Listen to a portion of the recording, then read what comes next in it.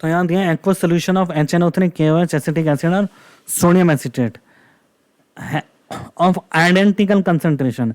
Concentration क्या है, identical है, ठीक है। तो but volume can be varied है ना, याद रखना वॉल्यूम के बारे में कुछ कमेंट नहीं है, तो वॉल्यूम कैन बी वेरी। तो यहाँ पे देखते हैं कौन सा सोल्यूशन बफर बनाता है। ए है हमारे पास HNO3 प्लस एसिटिक एसिड, दोनों एसिड है, दोनों एसिड मिलकर कहाँ से बफर बनाएंगे, एक तो बेस तो होना चाहिए ना।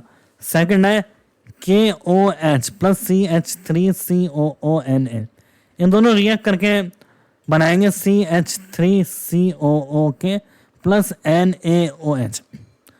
तो हमारे पास कोई वीक एसिड है, वीक बेस तो होना चाहिए ना, वीक एसिड वीक बेस कुछ नहीं है यहाँ पे ना, यहाँ पे सॉल्ट है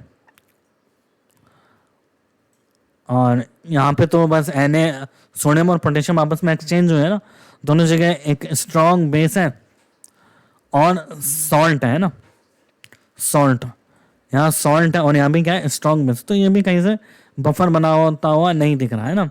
अब हम तीसरे बात करें C HNO3 प्लस CH3COONA, तो ब्रेक हो रहा है CH3COOH प्लस NaNO3।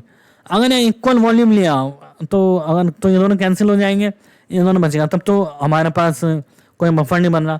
लेकिन अगर इसका वॉल्यूम सोडियम एसिटेट का ज़्यादा ले लिया, इसका V2 है, इसका V1 है, if V2 is greater than V1, तो ये तो खत्म हो जाएगा, ये कुछ बचेगा, ये भी बनेगा और ये भी बनेगा ना।